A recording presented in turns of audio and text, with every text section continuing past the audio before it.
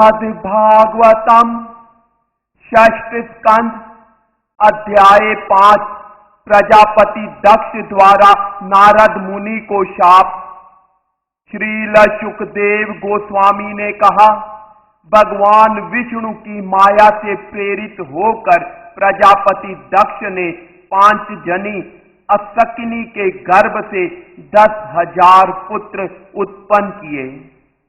हे राजन, ये पुत्र हर्यश्व कहलाए।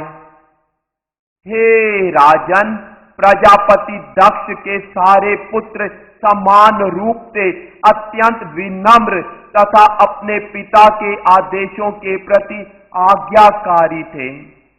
जब उनके पिता ने संतानें उत्पन्न करने के लिए उन्हें आदेश दिया तो वे सभी पश्चिमी दिशा की ओर चले गए। पश्चिम में जहां सिंधु नदी सागर से मिलती है, नारायण सरस नामक एक महान तीर्थ स्थान है। वहां पर अनेक मुनि तथा आध्यात्मिक चेतना में उन्नत अन्य लोग रहते हैं। उस तीर्थ स्थान में हर्यश्व गण नियमित रूप से नदी का जल स्पर्श करने और उसमें स्नान करने लगे। धीरे धीरे अत्यधिक शुद्ध हो जाने पर वे परमहंसों के कार्यों के प्रति उन्मुख हो गए। फिर भी चूंकि उनके पिता ने उन्हें जनसंख्या बढ़ाने का आदेश दिया था, अतः पिता की इच्छा पूर्ति के लिए उन्होंने कठिन तपस्या की। एक दिन जब महर्षि नारद ने इन बालकों को जनसंख्या बढ़ाने के लिए ऐसी उत्तम तपस्या करते देखा तो वे उनके निकट आए। महामुनि नारद ने कहा, हे हर्यश्वो, तुमने पृथ्वी के छोरों को नहीं देखा है।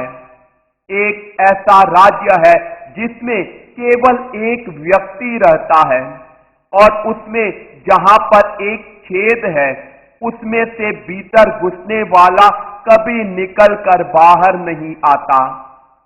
वहां पर एक स्त्री है जो अत्यंत कुमार्गनी असाध्वी है और वह नाना प्रकार के आकर्षक वस्त्रों से अपने को सुसज्जित करती है और वहां जो पुरुष रहता है वह उसका पति है। उस राज्य में एक नदी है जो दोनों दिशाओं में बहती है। 25 पदार्थों से बना हुआ एक अद्भुत घर है। एक हंस है जो नाना प्रकार की ध्वनियां करता है और एक स्वतः घूमने वाली वस्तु है जो तेज छुरों तथा वज्रों से बनी है। तुम लोगों ने इन सबों को नहीं देखा, इसलिए तुम लोग उच्च ज्ञान से रहित अनुभवहीन बालक हो। तो फिर तुम किस तरह संतान उत्पन्न करोगे? हाय, तुम्हारा पिता तो सर्वज्ञ है, किंतु तुम उनके असली आदेश को नहीं जानते। अपने पिता के असली उद्देश्य को जाने बिना तुम किस तरह संतान उत्पन्न करोगे? श्री शुकदेव गोस्वामी ने कहा, नारद मुनि के गूढ़ शब्दों को सुनकर हर्यश्वों ने अपनी स्वाभाविक बुद्धि से दूसरों से सहायता लिए बिना विचार किया। हर्यश्वों ने नारद के शब्दों का अर्थ इस प्रकार समझा। भू शब्द कर्म क्षेत्र का द्योतक है। यह भौतिक शरीर जो मनुष्य के कर्मों का फल होता है उसका कर्म क्षेत्र है और यह उसे झूठी उपाधियां देता है। अनादिकाल से मनुष्य को विविध प्रकार के भौतिक शरीर प्राप्त होते रहे हैं जो भौतिक जगत से बंधन के मूल हैं। यदि कोई मनुष्य मूर्खतावश क्षणिक सकाम कर्मों में अपने को लगाता है और इस बंधन को समाप्त करने की ओर नहीं देखता तो उसको कर्मों का क्या लाभ मिलेगा। नारद मुनि ने कहा था कि एक ऐसा राज्य है जहां केवल एक नर है। हर्यश्वों को इस कथन के आशय की अनुभूति हुई। एकमात्र भोक्ता भगवान है जो हर वस्तु को हर जगह देखते हैं। वे षड ऐश्वर्यों से पूर्ण हैं और अन्य सबों से पूर्णतया स्वतंत्र हैं। वे कभी भी भौतिक प्रकृति के 3 गुणों से प्रभावित नहीं होते क्योंकि वे सदा से इस भौतिक सृष्टि से परे रहे हैं। यदि मानव समाज के सदस्य ज्ञान तथा कर्मों की प्रगति के माध्यम से उन परम पुरुष को नहीं समझते बल्कि क्षणिक सुख के लिए रात दिन कुत्ते बिल्लियों की तरह अत्यधिक कठोर श्रम करते हैं तो उनके कार्यों से क्या लाभ। नारद मुनि ने कहा था कि एक बिल या छेद है जिसमें प्रवेश करने के बाद कोई लौटता नहीं। हर्यश्व इस रूपक का अर्थ समझ गए। एक बार जो व्यक्ति पाताल नामक निम्नतर लोकों में प्रवेश करता है वह मुश्किल से लौटता देखा जाता है। इसी तरह यदि कोई वैकुंठ धाम प्रत्यक्ष धाम में प्रवेश करता है तो वह इस भौतिक जगत में लौट कर नहीं आता। यदि कोई ऐसा स्थान है जहां जाकर मनुष्य इस दुखमय भौतिक जीवन में नहीं लौटता तो फिर नश्वर भौतिक जगत में बंदरों की तरह उछलने कूदने एवं उस स्थान को न देखने या समझने से क्या लाभ। इससे क्या लाभ होगा। नारद मुनि ने एक स्त्री का वर्णन किया था जो पेशेवर वेश्या है। हर्यश्वों को इस स्त्री की पहचान समझ में आ गई। रजोगुण से मिश्रित हुई प्रत्येक जीव की अस्थिर बुद्धि उस वेश्या के समान है जो किसी के ध्यान को आकृष्ट करने के लिए अपने वस्त्र बदलती रहती है। यदि कोई मनुष्य यह जाने बिना कि यह किस तरह हो रहा है पूरी तरह क्षणभंगुर सकाम कर्मों में लगा रहता है तो उसे वास्तव में क्या लाभ मिलता है। नारद मुनि ने एक ऐसे मनुष्य की भी बात कही थी जो वेश्या का पति है। हर्यश्वों ने इसे इस प्रकार समझा। यदि कोई पुरुष किसी वेश्या का पति बनता है तो वह अपनी सारी स्वतंत्रता खो देता है। इसी तरह यदि जीव की बुद्धि दूषित है तो वह अपने भौतिकतावादी जीवन को बढ़ा लेता है। भौतिक प्रकृति से निराश होकर उसे बुद्धि की गतियों का अनुसरण करना पड़ता है जो सुख तथा दुख की विविध स्थितियों को लाती है। यदि कोई ऐसी स्थितियों में सकाम कर्म करता है तो इससे क्या लाभ होगा। नारद मुनि ने कहा था कि एक नदी है जो दोनों दिशाओं में बहती है। हर्यश्वों ने इस कथन का तात्पर्य समझा। भौतिक प्रकृति 2 प्रकार से कार्य करती है, सृजन द्वारा तथा संहार द्वारा। इस तरह भौतिक प्रकृति रूपी नदी दोनों दिशाओं में बहती है। जो जीव अनजाने में इस नदी में गिर जाता है वह इसकी लहरों में डूबता उतराता जाता है। और चूंकि नदी के किनारों के निकट धारा अधिक तेज रहती है, इसलिए वह बाहर निकल पाने में असमर्थ रहता है।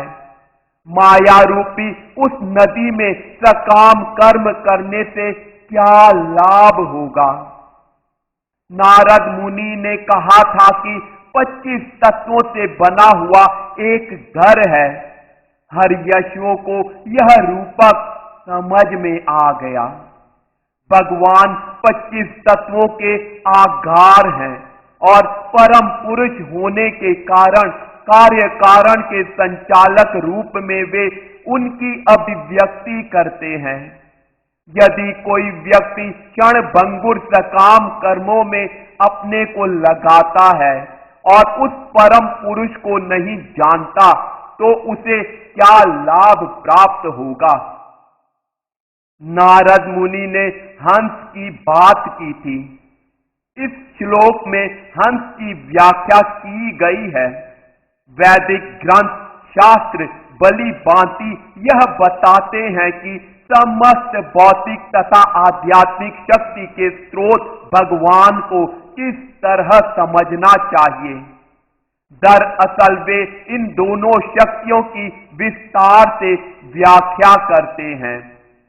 हंस वह है जो पदार्थ तथा आत्मा में अंतर करता है, जो हर वस्तु के सार को ग्रहण करता है और जो बंधन के तथा मोक्ष के उपायों की व्याख्या करता है।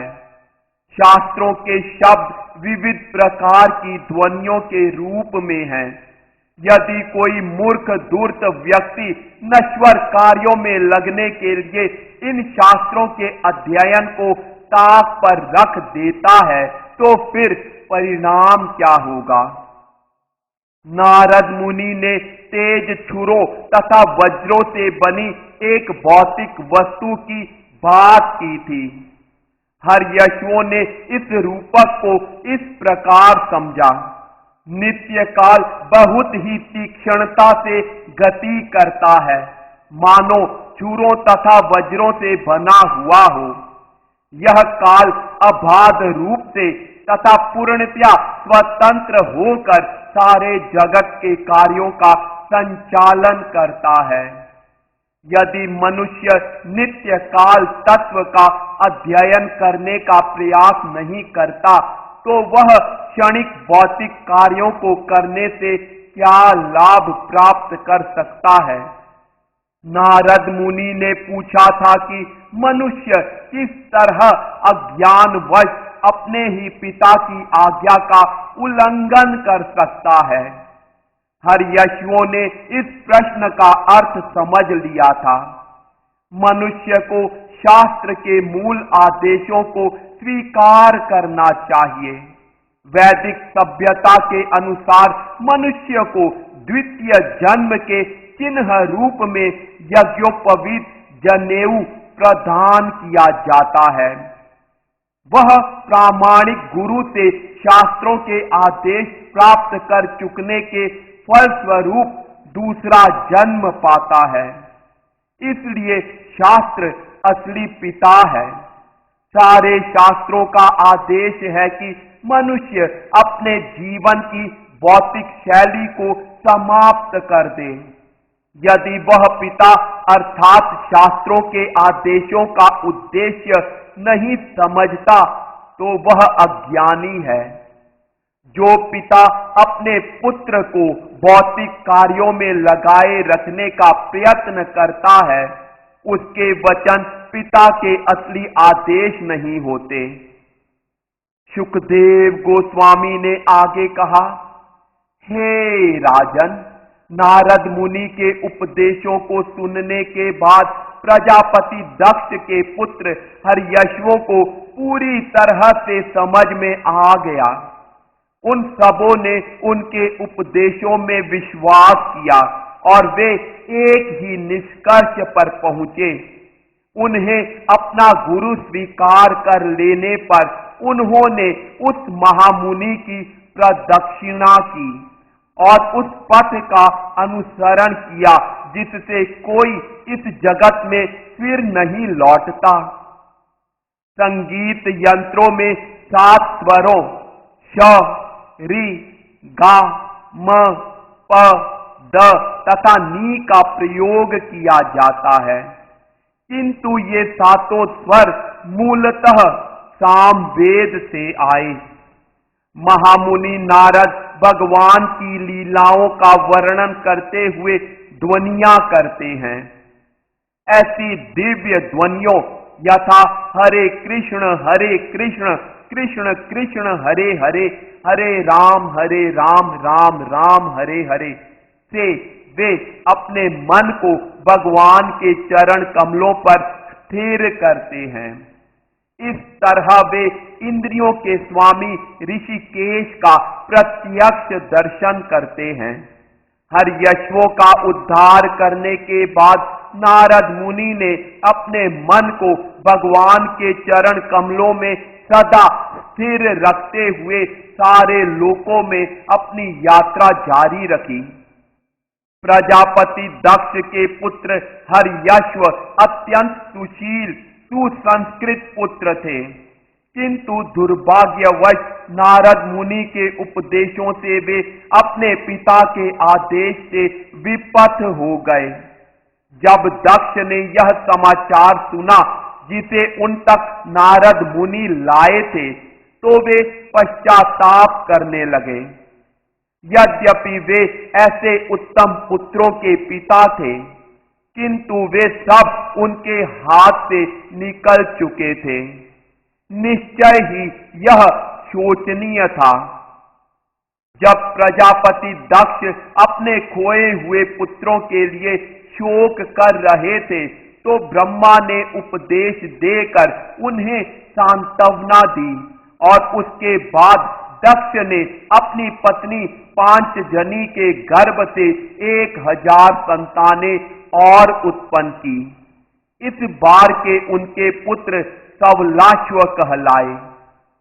संतानें उत्पन्न करने के अपने पिता के आदेशानुसार पुत्रों की यह दूसरी टोली भी नारायण सरस नामक उस स्थान पर गई जहां उनके भाइयों ने इसके पूर्व नारद के उपदेशों का पालन करते हुए सिद्धि प्राप्त की थी। तपस्या का महान व्रत लेकर सवलाश्व उस पवित्र स्थान पर रहने लगे।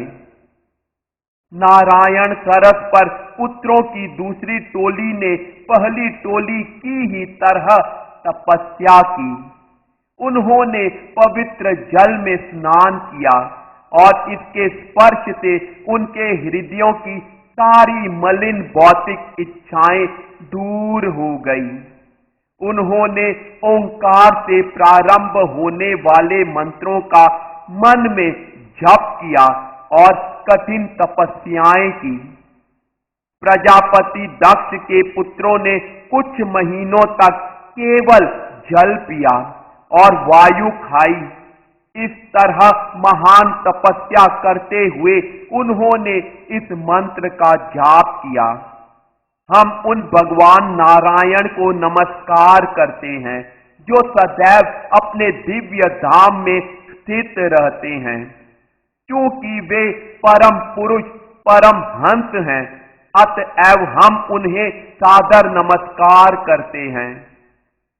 हे राजा परीक्षित, नारद मुनि प्रजापति दक्ष के उन पुत्रों के पास पहुंचे जो संतान उत्पन्न करने के लिए तपस्या में लगे हुए थे, और उनसे उसी तरह के गूढ़ शब्द कहे जैसे उनके ज्येष्ठ भाइयों से कहे थे। हे दक्ष पुत्रों, मेरे उपदेश रूपी वचनों को ध्यान पूर्वक सुनो। तुम सभी अपने ज्येष्ठ भाइयों हर्यश्वों के प्रति अति वत्सल हो, अतएव तुम्हें उनके मार्ग का अनुसरण करना चाहिए। धर्म के नियमों से अवगत भाई अपने ज्येष्ठ भाइयों के पद चिन्हों का अनुगमन करता है। अत्यधिक बड़े चढ़े होने से ऐसा पवित्र भाई मरुत जैसे देवताओं की संगति करने तथा आनंद भोगने का अवसर प्राप्त करता है, जो सभी प्रकार से अपने भाइयों के प्रति स्नेहिल है। शुकदेव गोस्वामी ने आगे कहा, हे आर्यों में सर्व अग्रणी नारद मुनि, जिनकी कृपा दृष्टि कभी व्यर्थ नहीं जाती, प्रजापति दक्ष के पुत्रों से इतना कहकर अपनी योजना के अनुसार वहां से विदा हो गए। दक्ष के पुत्रों ने अपने बड़े भाइयों का अनुसरण किया। संतानें उत्पन्न करने का प्रयास न करके वे कृष्ण भावना अमृत में लग गए। स्वलाश्वों ने सही मार्ग अपनाया, जो भक्ति को प्राप्त करने के निमित्त जीवन शैली द्वारा प्राप्य है या भगवान की कृपा से प्राप्य है। वे रात्रियों की तरह पश्चिम की ओर गए हैं, किंतु अभी तक वापस नहीं आए हैं। इस समय प्रजापति दक्ष ने अनेक अपशकुन देखे और विविध स्रोतों से सुना कि उनके पुत्रों की दूसरी टोली सबलाशुओं ने नारद मुनि के उपदेशों के अनुसार अपने ज्येष्ठ भाइयों के ही मार्ग का अनुसरण किया है। जब दक्ष ने सुना कि सबलाशुओं ने भी भक्ति में संलग्न होने के लिए इस जगत को छोड़ दिया है, तो वे नारद पर क्रुद्ध हुए और शोक के कारण वे अचेत प्राय हो गए। जब दक्ष की नारद से भेंट हुई तो क्रोध से दक्ष के होंठ कांपने लगे और वे इस प्रकार बोले। प्रजापति दक्ष ने कहा, हाय नारद मुनि, तुम संत पुरुष का वेश धारण करते हो, किंतु तुम वास्तव में संत हो नहीं। यद्यपि अब मैं गृहस्थ जीवन में हूं, किंतु मैं संत पुरुष हूं। तुमने मेरे पुत्रों को संन्यास का मार्ग दिखाकर मेरे साथ निंदनीय अन्याय किया है। प्रजापति दक्ष ने कहा, मेरे पुत्र अपने 3 ऋणों से मुक्त भी नहीं हुए थे। दरअसल उन्होंने ठीक से अपने कर्तव्यों पर विचार भी नहीं किया था। रे नारद मुनि, रे साक्षात पाप कर्म, तुमने इस जगत में उनके सौभाग्य की प्रगति में बाधा डाली है। और दूसरी बात यह कि अभी भी वे संत पुरुषों, देवताओं तथा अपने पिता के ऋणी हैं। प्रजापति दक्ष ने आगे कहा, इस तरह अन्य जीवों के प्रति हिंसा करके भी अपने को भगवान विष्णु का पार्षद कहते हुए तुम भगवान को बदनाम कर रहे हो। तुमने व्यर्थ ही अबोध बालकों में संन्यास की प्रवृत्ति उत्पन्न की, इसलिए तुम निर्लज निर्दयी हो। तुम भगवान के निजी संगियों के साथ किस तरह विचरण कर सकते हो? तुम्हें छोड़कर अन्य सारे भगवत भक्त बद्ध जीवों के प्रति अत्यंत दयालु हैं और दूसरों को लाभ पहुंचाने के इच्छुक रहते हैं। यद्यपि तुम भक्त का वेश धारण करते हो, किंतु तुम उन लोगों के साथ शत्रुता उत्पन्न करते हो जो तुम्हारे शत्रु नहीं हैं, या तुम मित्रों के बीच मैत्री तोड़ते हो और शत्रुता उत्पन्न करते हो। क्या इन गर्हित कार्यों को करते हुए अपने को भक्त कहने से लज्जित नहीं होते? प्रजापति दक्ष ने आगे कहा, यदि तुम यह सोचते हो कि वैराग्य की भावना जागृत कर देने से ही मनुष्य भौतिक जगत से विरक्त हो जाएगा, तो मैं कहूंगा कि पूर्ण ज्ञान के जागृत हुए बिना तुम्हारी तरह केवल वेश बदलने से संभवतया वैराग्य नहीं उत्पन्न किया जा सकता। निसंदेह भौतिक भोग ही सभी दुखों का कारण है, किंतु कोई इसे तब तक नहीं छोड़ पाता जब तक वह स्वयं यह अनुभव नहीं कर लेता कि यह कितना कष्टप्रद है। इसलिए मनुष्य को तथाकथित भौतिक भोग में रहने देना चाहिए, साथ ही साथ उसे इस मिथ्या भौतिक सुख के कष्ट का अनुभव करने के ज्ञान में प्रगति करते रहने देना चाहिए। तब अन्यों की सहायता के बिना ही वह भौतिक भोग को घृणित पाएगा। जिनके मन अन्यों द्वारा परिवर्तित किए जाते हैं वे उतने विरक्त नहीं होते जितने कि निजी अनुभव वाले व्यक्ति। यद्यपि मैं अपनी पत्नी तथा बच्चों के साथ गृहस्थ जीवन में रहता हूं, किंतु मैं पाप फलों से रहित जीवन का आनंद भोगने के लिए सकाम कर्म में लगकर वैदिक आदेशों का ईमानदारी के साथ पालन करता हूं। मैंने सभी प्रकार के यज्ञ संपन्न किए हैं, जिनमें देव यज्ञ, ऋषि यज्ञ, पितृ यज्ञ तथा नृयज्ञ सम्मिलित हैं, क्योंकि ये यज्ञ व्रत कहलाते हैं, इसलिए मैं गृह व्रत कहलाता हूं।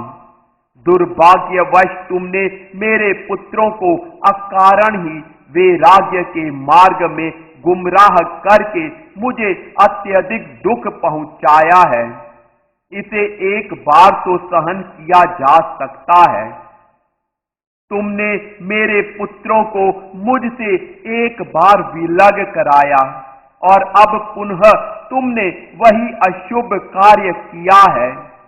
अतः तुम धूर्त हो, जो यह नहीं जानता कि अन्यों के साथ किस तरह व्यवहार करना चाहिए। भले ही तुम ब्रह्मांड भर में भ्रमण करते रहते हो, किंतु मैं शाप देता हूं कि तुम्हारा कहीं भी निवास स्थान न हो। शुकदेव गोस्वामी ने कहा, हे राजन, चूंकि नारद मुनि माने हुए साधु पुरुष हैं, अतः जब प्रजापति दक्ष ने उन्हें शाप दिया तो उन्होंने उत्तर दिया, तद्भाणम, ठीक, तुमने जो भी कहा है उत्तम है, मैं इस शाप को स्वीकार करता हूं। वे चाहते तो उलट कर प्रजापति दक्ष को शाप दे सकते थे, किंतु उन्होंने कोई कार्यवाही नहीं की, क्योंकि वे सहीणु तथा दयालु साधु हैं। इस प्रकार श्रीमद् भागवत के षष्ठ स्कंद के अंतर्गत प्रजापति दक्ष द्वारा नारद मुनि को शाप नामक 5वें अध्याय के भक्ति वेदांत तात्पर्य पूर्ण हुए।